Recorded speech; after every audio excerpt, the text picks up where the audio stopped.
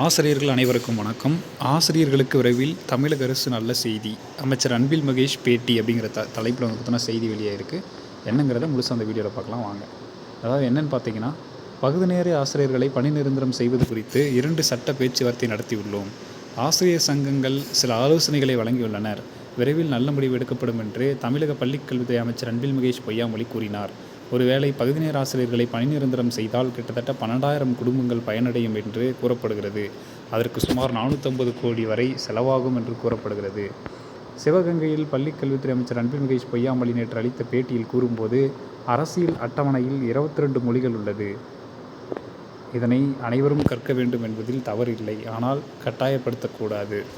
இருமொழிக் கொள்கை பயின்ற நமது பிள்ளைகள் உலகம் முழுவதும் பெரிய நிறுவனங்களில் முக்கிய பொறுப்பில் இருக்கிறார்கள். மொழிக் கொள்கையில் மட்டும் மத்திய அரசு உறுதியாக இருப்பது ஏன்?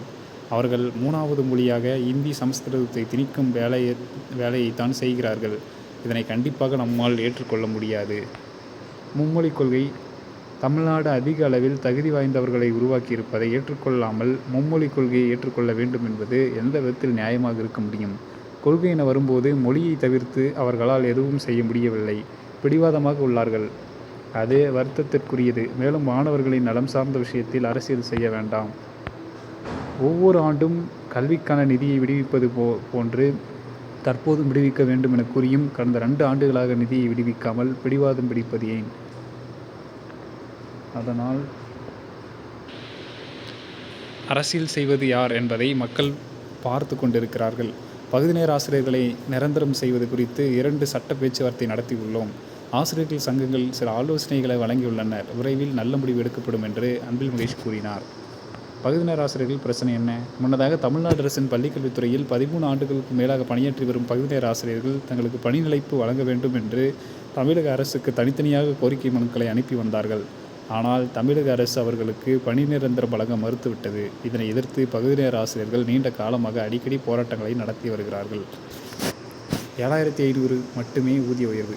அவர்களுக்கு பல்வேறு அரசியல் கட்சி தலைவர்களும் குரல் கொடுத்து வருகிறார்கள். ஒருமுறை பாமக நிறுவனர் ராமதாஸ் வெளியிட்ட அறிக்கையில் கடந்த 13 ஆண்டுகளில் அவர்களுக்கு ரூபாய் 7,500 மட்டுமே ஊதிய உயர்வு வழங்கப்பட்டிருக்கிறது என்றும், பணி நிலைப்பு வேண்டி 10 ஆண்டுகளுக்கும் மேலாக பகுதி நேர ஆசிரியர்கள் அறவழியில் போராடி வருகின்றன. ஆனால் அவர்களின் கோரிக்கைகள் ஏற்கப்படவில்லை என்றும் குற்றம் சாட்டியிருந்தார். 12,000 ஆசிரியர்கள். மேலும் பகுதி நேர ஆசிரியர்களுக்கு பணி நிலைப்பு வழங்குவதால் அரசுக்கு ஆண்டுக்கு ரூபாய் 450 கோடி மட்டுமே கூடுதலாக செலவாகும் என்று கூறிய ராமதாஸ், இதனால் 12,000 குடும்பங்கள் அடையும் பயனுடன் ஒப்பிடும்போது இது ஒரு பொருட்டல்ல என்று. எனவே தமிழக அரசு இந்த கோரிக்கையை கனிவுடன் ஆய்வு செய்து பகுதி நேர ஆசிரியர்களை பணி நிலைப்பு செய்ய வேண்டும் என்றும் கோரிக்கை வைத்திருந்தார் என்பது குறிப்பிடத்தக்கது அப்படின்னு சொல்லியிருக்காங்க.